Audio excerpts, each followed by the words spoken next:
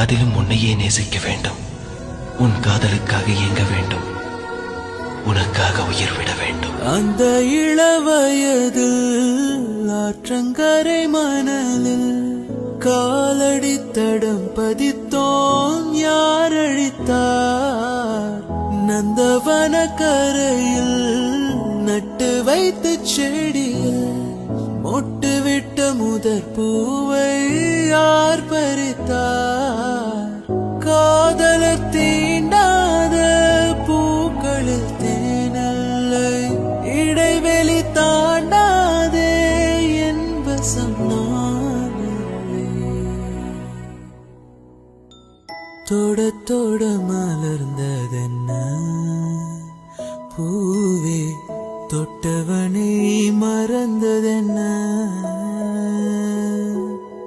தொட தொட மலர்ந்ததென்ன பூவே, தொட்டவனை